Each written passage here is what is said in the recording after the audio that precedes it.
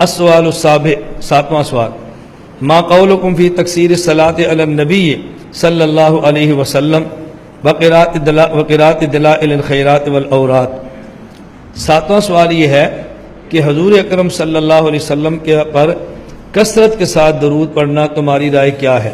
کہ حضور پر درود بہت پڑھنا چاہیے، کم پڑھنا چاہیے، تمہاری رائے کیا ہے؟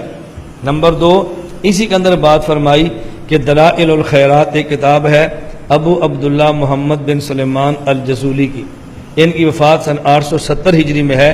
ان کی دلائل الخیرات پڑھنا کیسے ہے؟ یہ اس کے علاوہ اور اورات جو نبی پاک صلی اللہ علیہ وسلم کے الفاظ تو نہیں ہیں لیکن ہیں، وہ صلاۃ کے سیغے پڑھنے کیسے ہیں؟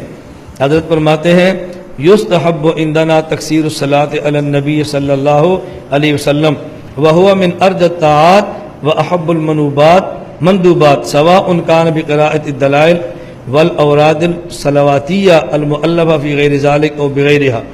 حضرت فرماتے ہیں کہ ہمارے ہاں کثرت کے ساتھ نبی کریم صلی اللہ علیہ وسلم پر درود پاک پڑھنا مستحب ہے۔ اس کے لیے دلائل الخیرات پڑھ لیں تو بھی ٹھیک ہے، کوئی اور کتاب لکھی ہوئی پڑھ لیں وہ بھی ٹھیک ہے۔ آگے لکھا ہے ولکن الافضل عندنا ما صح بلفظہ صلی اللہ علیہ وسلم، لیکن ہمارے ہاں افضل درود پاک وہ ہے کہ جس کے الفاظ بھی نبی کریم صلی اللہ علیہ وسلم سے ثابت ہوں۔ یہ درود ہمارے ہاں زیادہ بہتر ہے، ہم کثرت صلاۃ کے قائل ہیں۔ اور یہ جو دلائل الخیرات کتاب ہے ہمارے ہاں یہ مستقل ترتیب ہے، ہمارے بڑے مشائخ خود بھی پڑھتے، باقاعدہ اس کتاب پڑھنے کی اجازت دیتے تھے کہ جو اس کتاب کو پڑھنا چاہے ہماری طرف سے اس کو اجازت ہے، اجازت بھی دیتے تھے۔ ہمارے یہاں دونوں قسم کے درود جائز ہیں، لیکن افضل درود وہ ہے کہ جس کے الفاظ نبی پاک صلی اللہ علیہ وسلم سے منقول ہیں۔ حکیم الامت مجدد الملت مولانا اشرف علی تھانوی رحمۃ اللہ علیہ، حضرت ایک اجل خلیفہ تھے، حضرت مولانا عبد الغنی پھول پوری رحمہ اللہ تعالی۔ حضرت پھول پوری رحمۃ اللہ علیہ سے ایک آدمی بیعت ہو گیا، اور بیعت ہونے والا آدمی بدعتی تھا، بیعت تو ہو گیا پیر سمجھ کر۔ اس نے حضرت سے سوال کیا کہ حضرت مجھے یہ بتائیں کہ میں یہ جو درود تاج ہے، درود ماہی، یہ جو درود تاج ہے کیا میں پڑھنا چاہوں تو پڑھ سکتا ہوں؟ اب حضرت کا جواب سنیں۔ حضرت فرمانے لگے ایک درود وہ ہے جو اللہ کے نبی نے بنایا ہے، اور ایک درود وہ ہے جو بعد کے کسی مولانا نے بنایا ہے، تو آپ کا خیال کیا ہے کون سا درود زیادہ بہتر ہے؟ اس نے کہا حضرت وہ درود زیادہ بہتر ہے جو رسول اللہ صلی اللہ علیہ وسلم نے بنایا ہے۔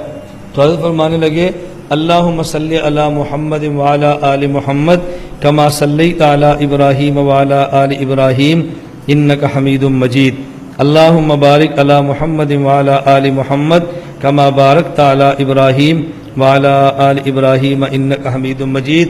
یہ درود وہ ہے جو اللہ کے نبی نے بنایا ہے، اور درود تاج وہ ہے جو بعد کے کسی مولوی نے بنایا ہے۔ اس نے کہا کہ حضرت مجھے بات سمجھ آ گئی۔ آپ دیکھو بدعتی آدمی کو کیسے بات سمجھائی، اس نے کہا جی مجھے بات سمجھ آ گئی ہے، وہی درود پڑھنا جس کے الفاظ رسول اکرم صلی اللہ علیہ وسلم سے منقول ہیں۔ حکیم الامت حضرت تھانوی رحمۃ اللہ علیہ نے اس لیے ایک مستقل چھوٹا سا کتاب آپ کے علم میں ہے جس میں 40 سیغے ہیں درود شریف کے، زاد السعید کے نام سے آپ نے جمع فرما دیے ہیں، 25 سیغے اس میں صلات کے ہیں اور 15 سیغے سلام کے ہیں۔ حضرت رحمۃ اللہ علیہ فرماتے تھے کہ یہ الفاظ ہیں جو اللہ کے نبی سے منقول ہیں، اس لیے اس کا اہتمام کر لینا چاہیے۔